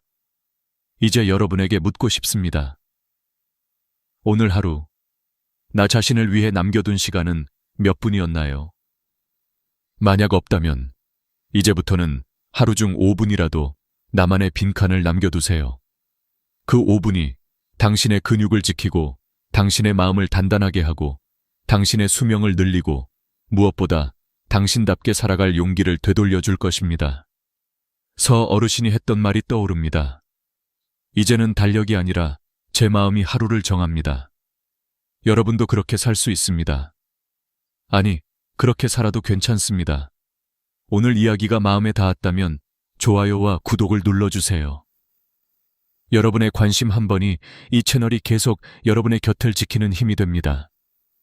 여러분의 남은 날들이 길고 건강하고 무엇보다 따뜻하기를 진심으로 바랍니다. 저는 올해로 65이 되었습니다. 은퇴한 지 어느덧 5해가 지났고 매달 들어오는 연금은 70만 원 남짓입니다. 젊을 때는 이 정도면 노년 생활이 크게 불편하지 않겠지 생각했습니다. 하지만 막상 혼자가 되고 보니 돈보다 더 큰 것이 있었습니다. 집안에 울리는 고요, 식탁에 놓인 빈 의자, 하루 종일 켜놓은 텔레비전 소리까지도 결국은 정막을 덮지 못했습니다. 아내는 세상을 떠난 지 3년이 되었고 외동딸은 다른 도시에 시집가 바쁘게 살고 있습니다. 누가 잘못한 것도 아닌데 인생이 너무 길어져 버린 느낌. 생각보다 고독은 말없이 깊고 무거운 것이었습니다. 그래서 저는 마지막 여정을 함께 걸어갈 누군가를 찾아보고 싶었습니다. 늦은 나이에 새로운 인연을 찾는다는 것이 쉬운 일은 아니라는 걸 잘 압니다. 하지만 사람의 마음은 나이와 상관없이 여전히 따뜻함을 원하죠. 저는 아파트 관리인에게 은근히 말했습니다. 혹시 괜찮은 분 있으면 소개 좀 부탁드립니다. 그렇게 말하는 제 목소리에서 체면을 차린 단단함보다 제발 외롭지 않게 해달라는 조용한 바람이 더 크게 묻어났을지도 모릅니다. 얼마 지나지 않아 관리인이 반가운 얼굴로 다가왔습니다. 딱 어울릴 것 같은 분이 계세요. 그녀는 저보다 13살 어린 52세의 여성이었고 연금도 일정하게 받고 있으며 혼자 생활 중이라고 했습니다. 이야기를 들은 그날 저는 거울 앞에 서서 한참 동안 옷을 골랐습니다. 머리도 살짝 염색했고 조금이라도 젊어 보이도록 억지로 미소를 연습했습니다. 나이 든 사람도 설렘을 느낀다는 것을 스스로에게 증명하듯이요. 약속 장소는 아파트 단지 내의 작은 공원이었습니다.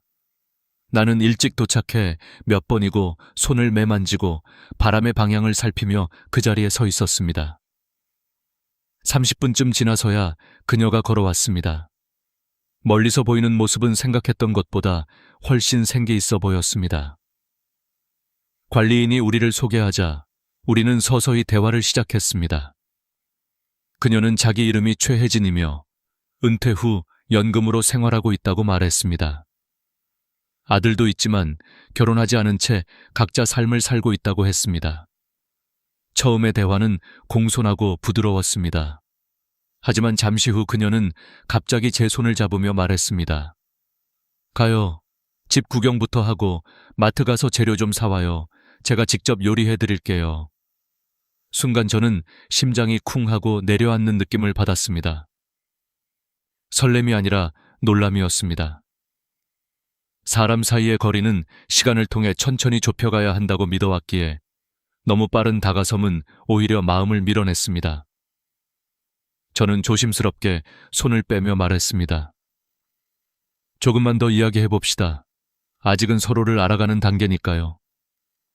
그녀는 잠시 숨을 고르고는 제가 배우자에게 바라는 점이 무엇인지 물었습니다. 저는 솔직히 말했습니다.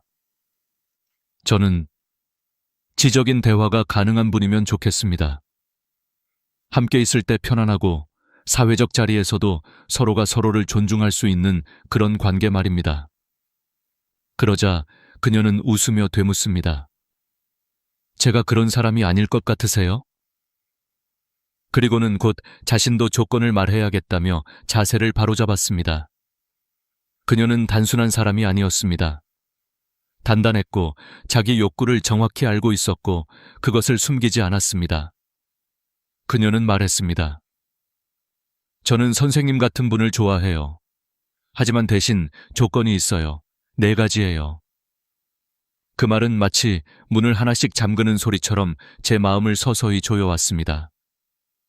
그리고 그 조건들 속에는 단순한 바람이 아니라 그녀가 살아온 세월의 흔적과 두려움, 그리고 상처가 숨어 있었습니다. 그녀의 눈빛은 담담했고 말투는 너무나 또렷했습니다. 그 순간 저는 깨달았습니다. 이 만남은 단순한 소개팅이 아니라 서로의 과거가 다시 부딪히는 자리였다는 것을. 사람은 나이가 들수록 단순해지는 것 같지만 사실은 그렇지 않습니다. 세월이 오래될수록 마음은 더 복잡해지고 상처는 더 깊어지고 그 속에서 안전을 확인하려는 마음은 더욱 절실해집니다. 그리고 그 다음에 그녀가 꺼낸 조건들은 내가 상상했던 동행과는 너무도 다른 방향을 향하고 있었습니다. 그녀는 다리를 꼬고 제 눈을 바라보며 천천히 첫 번째 조건을 말하기 시작했습니다.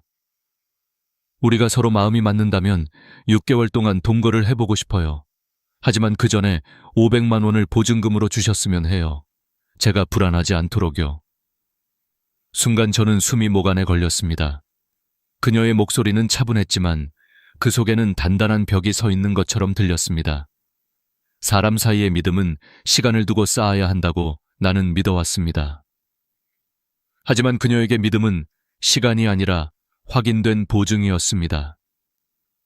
아마 그녀는 인생에서 누군가에게 여러 번 기대고 배신당하고 무너지고 그 끝에서 믿음은 결국 증명 가능한 것이라고 결론 지었을지도 모릅니다. 나는 순간 가슴이 답답했습니다. 사랑의 시작이 설렘이 아니라 계약서로 시작해야 한다니.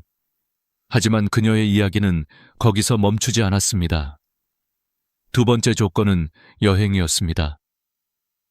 우리는 이제 황홍이에 들어섰잖아요. 남쪽으로 한 달 여행 가고 싶어요. 그리고 결혼 사진을 꼭 찍고 싶어요. 평생 하고 싶었던 일이거든요. 경비는 선생님이 부담해 주세요. 그녀는 말할 때 눈을 반짝이며 웃었지만 그 웃음 속에는 이상한 공허함이 보였습니다. 마치 오래된 사진 속에서 누구도 보지 않는 표정을 흉내내는 것처럼요. 인생 후반을 지나온 사람이라면 알 겁니다. 어떤 사람들은 웃고 있어도 마음 한편은 늘 춥다는 걸. 나는 그녀의 얼굴을 바라보며 생각했습니다. 이 사람은 행복을 바라는 게 아니라 잃어버린 시간을 되돌리고 싶어 하는 걸지도 모른다는 것을. 세 번째 조건에서 나는 말없이 손을 무릎 위에 올렸습니다. 결혼을 하게 되면 집안의 경제권은 제가 가질게요. 선생님은 매달 용돈을 받는 방식으로 살면 좋겠어요. 그녀는 정말 진지했습니다. 장난도 아니었고 시험도 아니었습니다. 그녀에게 이것은 안전의 방식이었습니다. 그러나 내 안에서는 조용히 무언가 부서지는 소리가 났습니다. 나는 평생 가족을 지키기 위해 가장으로 서 있었던 사람입니다. 책임을 졌고 무거운 짐도 끝까지 들었습니다. 그런데 이제 와서 나는 관리받는 사람이 되는 걸까요? 내 인생의 마지막 남은 자존심마저 누군가에게 맡겨야 한다는 건 너무도 낯선 일이었습니다. 그녀는 여전히 부드러운 미소를 짓고 있었지만 그 미소는 내가 살아온 시간을 이해하려는 미소는 아니었습니다. 그저 자신이 원하는 삶을 되찾으려는 표정이었습니다. 그리고 네 번째 조건. 그 조건은 오히려 가장 조용했지만 가장 큰 벽이었습니다. 저는 혼자 자는 게 익숙해요. 같은 집에 살아도 서로 다른 방을 쓰고 싶어요. 잠자리도 따로. 말은 단순했지만 그 말 속에는 오래된 외로움이 고여 있었습니다. 사람은 정말 혼자 오래 살면 누군가의 천조차 낯설어집니다. 누군가 곁에 있는 게 아니라 누군가 곁에 있다는 사실을 허락해야 하는 것이 됩니다. 그녀는 온전히 혼자 사는 방식에 자신을 맞춰 살고 있었고 사랑도 동행도 결국은 적당한 거리두기 안에서 가능하다고 믿고 있었습니다. 그녀의 네 가지 조건을 모두 들은 뒤 나는 아무 말을 하지 못했습니다. 화도 아니었고 실망도 아니었습니다. 그저 마음이 천천히 식어가는 느낌이었습니다. 내가 기대했던 것은 조건이 아니라 마음, 대화, 서로를 천천히 배워가는 시간들이었습니다. 그러나 그녀는 이미 그녀의 삶을 방어하는 방식으로 굳어져 있었습니다. 나는 조용히 말했습니다. 죄송하지만 말씀하신 조건들은 제가 받아들이기 어렵습니다. 그 말은 마치 오래된 돌문을 천천히 닫는 것처럼 느껴졌습니다. 그녀는 고개를 끄덕였고 나는 천천히 자리에서 일어났습니다. 공원을 나서며 나는 문득 깨달았습니다. 나이는 사람을 단단하게 만들기도 하지만 때로는 너무 단단하게 만들어 서로 닿을 수 없는 벽이 되기도 한다는 것을. 그녀는 잘못된 사람이 아니었습니다. 다만 서로 닿을 수 없는 거리에서 마음을 지키며 살아온 사람일 뿐. 그리고 아마 나도 그와 크게 다르지 않을지 모릅니다. 나 역시 내 상처와 경험 속에서 조용히 굳어지고 있었으니까요. 그날 이후 나는 이렇게 생각했습니다. 인연은 억지로 이어붙이는 것이 아니라 서로의 상처가 겹치지 않는 지점에서 자연스럽게 스며드는 것이다.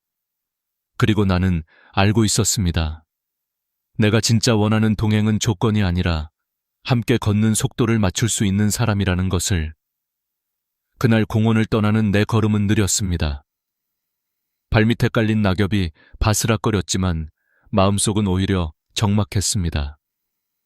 내가 기대했던 건 거창한 사랑도 화려한 동행도 아니었습니다. 그저 함께 밥을 먹고 함께 텔레비전을 보고 저녁 무렵 산책을 하다가 마음에 떠오른 이야기를 조용히 나눌 수 있는 그런 인연이었습니다. 그런데 그녀는 삶을 누가 들어올 수 없도록 4개의 두꺼운 벽으로 감싸고 있었습니다. 그리고 나는 그 벽을 넘기에는 너무 지쳐 있었습니다. 사람은 상처받으면 자신을 보호하기 위해 방패를 들고 살게 됩니다.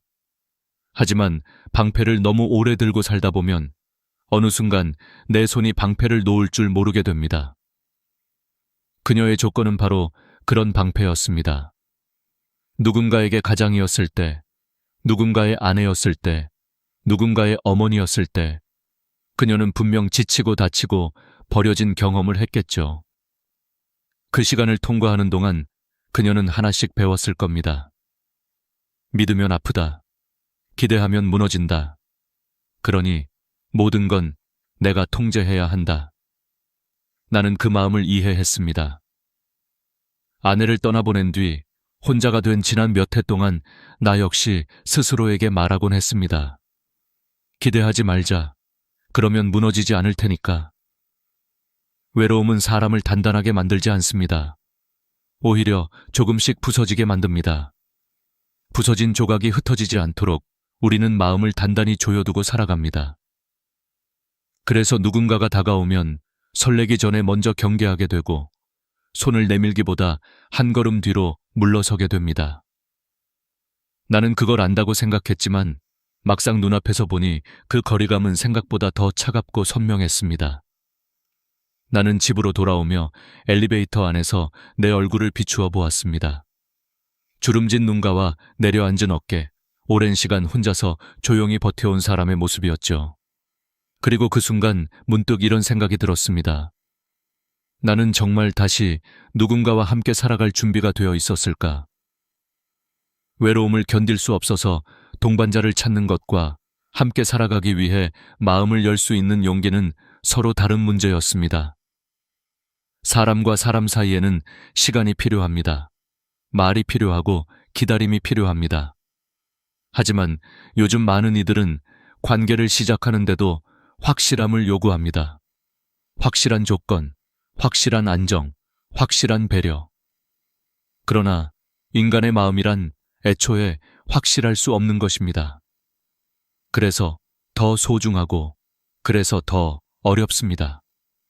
며칠 뒤 관리인이 나를 보며 조심스럽게 물었습니다. 어르신, 어떻게 됐나요? 느낌이 좀 맞으셨나요? 나는 웃으며 고개를 저었습니다. 서로 방향이 조금 다른 것 같아요. 그는 고개를 끄덕이더니 말했습니다. 사람 나이 들어서 인연 만나는 게 참 어려운 일입니다. 다들 상처를 안고 살아왔으니까요. 그 말이 유난히 가슴에 남았습니다. 그렇습니다. 우리는 누구나 상처를 안고 있습니다. 다만 어떤 사람은 그 상처를 감추고 살아가고 어떤 사람은 그 상처를 방패처럼 들고 살아갑니다. 그리고 또 어떤 사람은 그 상처를 조용히 품은 채 따뜻한 손을 내밀 준비를 합니다. 내가 바란 것은 그 3번째 사람이었습니다. 하지만 이 나이에 조건 없는 사랑을 기대하는 것이 과연 가능할까요? 사람은 나이를 먹으면 더 지혜로워지는 줄 알았는데 오히려 더 복잡해지고 더 조심스러워집니다. 젊을 땐 사랑이 시작이었지만 나이가 들면 사랑은 계산이 되고 균형이 되고 이해가 됩니다. 그러나 한편으로는 그만큼 진심이 더 귀해집니다. 억지로 맞추려 하지 않아도 되고 상대를 바꾸려 하지 않아도 됩니다. 그저 서로의 속도를 맞추며 함께 걷는 사람, 그것만으로 충분합니다. 나는 다시 생각합니다. 왜 나는 누군가를 찾고 있었을까? 외롭기 때문일까? 아니면 함께한 시간이 의미 있게 흘러가길 바랐기 때문일까? 아마 둘 다일 겁니다. 우리는 혼자 살 수 있지만 혼자 살도록 만들어지지 않았습니다. 마음은 누군가에게 닿을 때 비로소 살아있음을 느낍니다. 그래서 오늘도 누군가는 용기를 내어 다시 누군가에게 손을 내밉니다.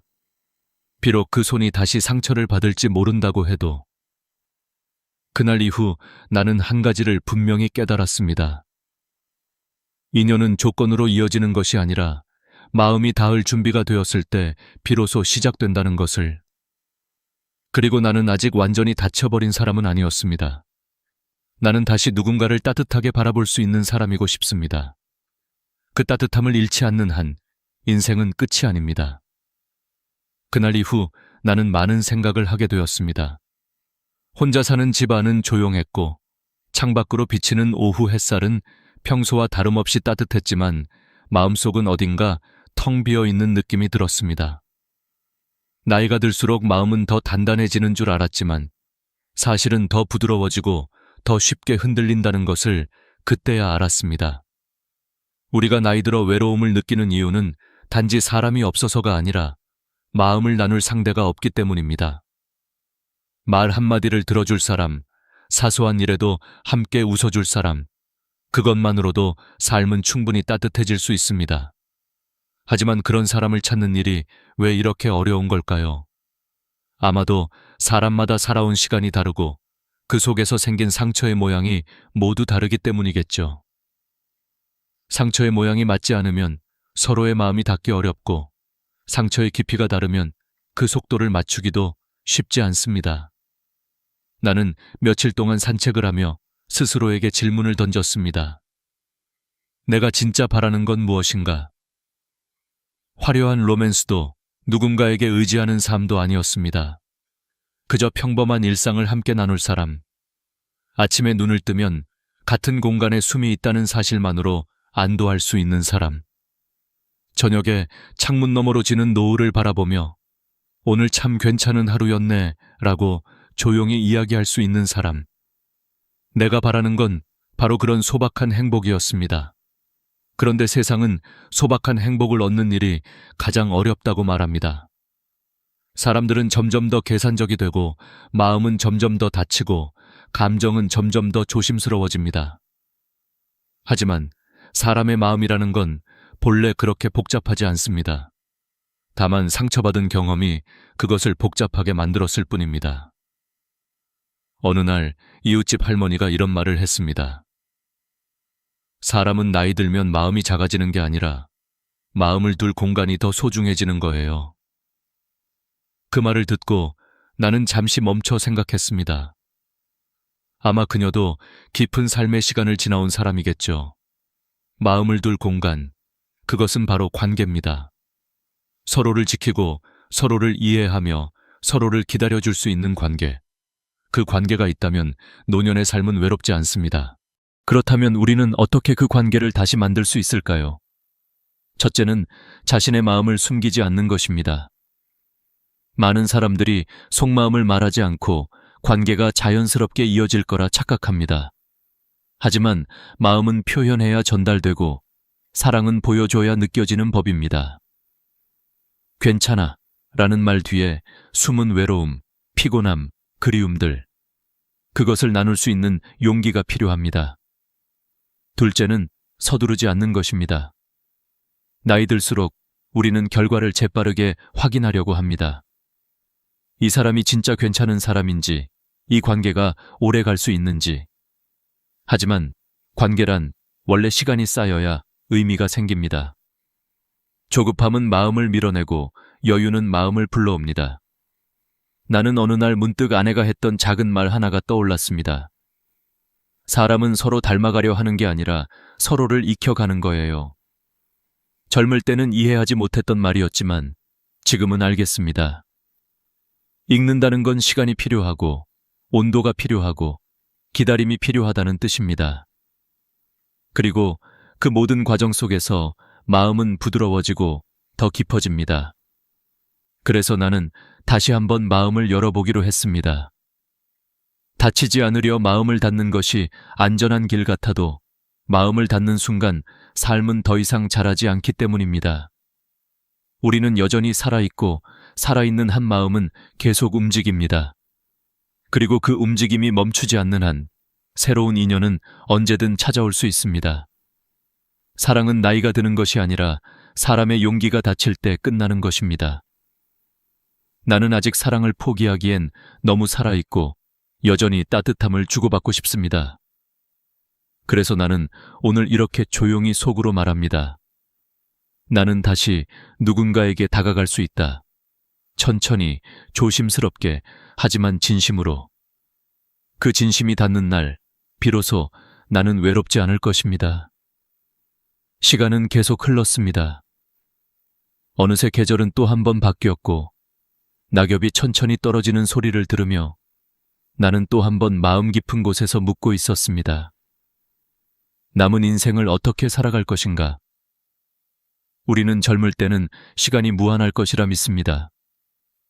미루고 또 미루고 내일 하면 되지, 다음 달에 하면 되지, 언젠가 하겠지. 하지만 인생의 뒷부분에 서면 비로소 보이기 시작합니다. 언젠가는 오지 않는다는 것, 기회는 기다려주지 않는다는 것, 그리고 마음도 영원히 똑같은 곳에 머물러 있지 않는다는 것. 나는 어느 날 혼자 집에서 차를 한 잔 끓여놓고 창밖의 하늘을 바라보았습니다. 그날 하늘은 이상하리만큼 투명했고 바람은 조용했습니다. 그런 날은 마음이 더 또렷해지는 법이죠. 그리고 문득 이런 생각이 들었습니다. 지금의 나는 누구를 위해 살고 있는가? 예전에 나는 가족을 위해 살았습니다. 부모님을 위해, 아내를 위해, 자식들을 위해. 나를 위해 산 적은 단 한 번도 없었습니다. 그것이 잘못된 선택이라고는 말할 수 없지만 그렇다고 그것만이 정답이라고도 할 수 없습니다. 인생은 한 번뿐이고 그 속에는 나라는 한 사람이 분명 존재해야 하니까요. 나이가 들면 외로움이 깊어진다는 말을 우리는 흔히 듣습니다. 하지만 나는 이제 압니다. 외로움은 사람이 없어서 생기는 것이 아니라 나 자신에게서 멀어질 때 생기는 것입니다. 마음이 원하는 것을 외면할 때, 하고 싶은 말을 삼킬 때, 진짜 내가 아닌 모습으로 살아갈 때 외로움은 더 큰 그림자를 만들어냅니다. 그래서 나는 결심했습니다. 이제부터는 남은 시간을 나를 위해 쓰겠다고. 누군가에게 인정받기 위해서도, 누군가에게 보여주기 위해서도 아닌 오직 내 마음이 편안하도록 아주 작은 것부터 시작하기로 했습니다. 아침에 눈을 뜨면 스스로에게 말합니다. 오늘은 나를 돌보는 하루가 되게 하자. 그리고 정해진 시간에 산책을 합니다. 하늘을 올려다보고 바람을 느끼고 꽃 하나가 피는 것을 천천히 바라볼 수 있는 마음의 여유. 그것이야말로 노년이 가진 가장 큰 특권입니다. 나는 가끔 공원 벤치에 앉아 지나가는 사람들을 바라봅니다. 아이들의 웃음소리는 여전히 밝았고 손을 꼭 잡고 걷는 부부는 서로를 여전히 소중히 여기는 것처럼 보였습니다. 그 모습을 보며 나는 이렇게 중얼렀습니다. 사람은 결국 사람과 함께 살아야 하는구나. 그런데 함께 산다는 것이 꼭 누군가와 결혼하고 함께 밥을 먹는다는 뜻만은 아닙니다.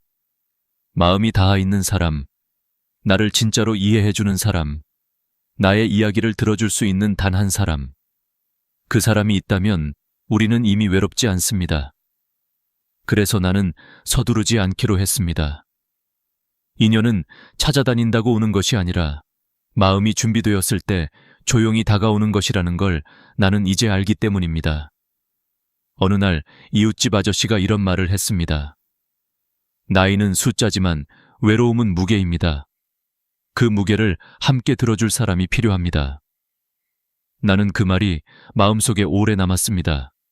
외로움의 무게는 누구에게나 있습니다.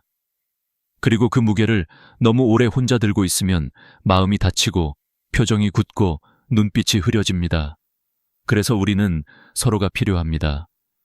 서로의 무게를 조금씩 나누어 들어주는 관계. 그것이 남은 인생에서 가장 큰 선물이 아닐까요? 나는 더 이상 완벽한 사람을 찾지 않습니다. 완벽한 사랑도 기대하지 않습니다. 다만 마음을 다치지 않게 하는 관계, 서로에게 조용히 기대어 앉아 있을 수 있는 관계, 말이 없어도 편안한 침묵을 공유할 수 있는 관계. 그런 사람이 있다면 그건 기적 같은 인연입니다. 그리고 그 인연은 나이가 많다고 해서 불가능한 것이 아닙니다. 오히려 나이가 들었기에 더 깊고 진한 의미를 갖습니다. 경험은 마음을 넓게 만들고 상처는 이해를 깊게 만들기 때문입니다. 그래서 나는 오늘도 이렇게 조용히 다짐합니다. 서두르지 않되 멈추지 않겠다. 마음을 닫지 않되 쉽게 흔들리지 않겠다. 그리고 무엇보다 나를 잃지 않겠다. 남은 인생은 길지 않을 수 있습니다. 하지만 그 길 위에서 나는 여전히 사랑할 수 있고, 여전히 따뜻해질 수 있으며, 여전히 새로운 시작을 만들 수 있습니다. 나이는 숫자이고 삶은 지금도 계속되고 있으니까요. 오늘 나는 마지막으로, 그리고 가장 조용히 이야기하고 싶습니다. 죽음을 두려워하지 말고 준비하라는 것. 이 말은 누군가에게는 너무 무겁게 들릴 수 있고, 또 누군가에게는 아직 먼 미래처럼 느껴질 수도 있습니다. 하지만 나는 여든을 지나오며 알게 되었습니다. 죽음은 갑자기 찾아오지 않습니다. 죽음은 우리가 살아가는 방식 속에 이미 조용히 스며들어 있습니다. 언젠가의 마지막은 이미 지금의 하루하루 속에서 만들어지고 있습니다. 나는 처음에 죽음을 생각하는 것이 어둡고 슬픈 일이라고 여겼습니다. 하지만 어느 순간 그것이 아니라는 것을 깨달았습니다. 죽음을 준비한다는 것은 지금을 더 깊고 정성스럽게 살겠다는 뜻입니다. 남겨진 사람들에게 부담을 주지 않겠다는 배려이고, 내 삶의 마지막 의미를 내가 직접 정하겠다는 선택입니다. 인생의 마지막은 누구에게 맡겨둘 수 없는 가장 중요한 장면이니까요. 나는 어느 날 거실 서랍을 정리하며 오래된 앨범을 꺼내보았습니다. 아내가 웃고 있는 사진, 아이가 처음으로 걸음을 떼던 순간, 가족끼리 여행 갔던 여름날의 햇빛, 그리고 어느 이름 없는 산책길에서 서로를 바라보며 웃었던 우리. 그 순간 나는 깨달았습니다. 인생은 거창한 사건으로 이루어져 있는 것이 아니라 이렇게 작은 순간들이 조용히 쌓여 만들어지는 것이라는 사실을요. 우리가 소중하다고 느끼는 순간은 대부분 말없이 지나간 일상의 한 장면이었습니다. 그래서 65세로 돌아간다면 나는 사진을 더 많이 남겼을 겁니다. 소소한 하루를 더 많이 적어두었을 겁니다. 사랑한다고, 고맙다고, 미안했다고 조금 더 자주 말했을 겁니다. 사람은 언제나 잃고 나서야 소중함을 깨닫고 지나고 나서야 후회하는 법입니다. 하지만 아직 남아있는 시간이 있다면 그 깨달음은 늦은 것이 아니라 새로운 시작입니다. 나는 요즘 매일 밤 잠들기 전 조용히 스스로에게 묻습니다. 오늘 나는 어떻게 살았는가? 돈을 얼마나 썼는지가 아니라 마음을 얼마나 썼는가? 얼마나 오래 걸었는지가 아니라 얼마나 천천히 숨을 쉬었는가? 얼마나 많은 말을 했는지가 아니라 진심이 담긴 한마디를 했는가?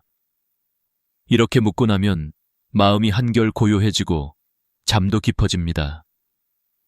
마음의 불안과 미련을 정리하는 것이 곧 평온한 수면의 열쇠이기 때문입니다.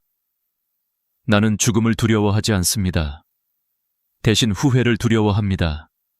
하지 않아서 남는 후회, 말하지 않아서 남는 후회, 용서하지 않아서 남는 후회. 그 후회는 시간이 지나도 사라지지 않고 마음속에 그림자처럼 머무릅니다. 그래서 나는 요즘 용서를 연습합니다. 남을 위한 용서가 아니라 나를 위한 용서. 마음 한 모퉁이에 억눌러 두었던 서운함과 상처를 조금씩 풀어주는 일. 그것이 나를 가볍게 해줍니다. 마음이 가벼워지면 몸과 눈빛도 함께 가벼워집니다. 사람들은 종종 이렇게 말합니다. 남은 인생이 얼마나 되겠어? 하지만 나는 이렇게 말하고 싶습니다. 남은 인생이 얼마 남지 않았기 때문에 더 소중하다고. 길지 않아서 아름다운 것이고 끝이 있기 때문에 빛나는 것이 인생입니다. 해가 지기 직전의 노을이 가장 아름답듯이 인생의 내리막길에서 비로소 우리는 있는 그대로의 삶을 바라볼 수 있습니다. 나는 이 말을 당신에게 진심으로 전하고 싶습니다. 지금이 두 번째 인생의 시작입니다. 나이는 줄어들지 않지만 마음은 다시 태어날 수 있습니다. 관계는 다시 이어질 수 있고 건강은 조금씩 회복될 수 있으며 잃어버린 꿈도 다른 형태로 되살릴 수 있습니다. 중요한 것은 서두르지 않으면서도 멈추지 않는 것입니다. 하루에 단 10분이라도 자신을 위해 쓰는 것, 그 작은 선택이 당신의 남은 삶을 완전히 바꿀 수 있습니다. 이 이야기를 듣고 있는 당신. 지금 혼자가 아니고 실패한 것도 아니며 늦은 것도 아닙니다. 지금이 바로 당신의 삶이 다시 시작되는 순간입니다. 고개를 들어 하늘을 보세요. 아직도 충분히 아름답습니다. 당신은 여전히 살아있고 살아있다는 건 다시 사랑할 수 있다는 뜻입니다. 감사합니다. 함께 해주셔서 진심으로 고맙습니다. 당신과 당신의 가족 모두에게 평온과 건강, 따뜻한 인연이 함께하길 진심으로 기원합니다.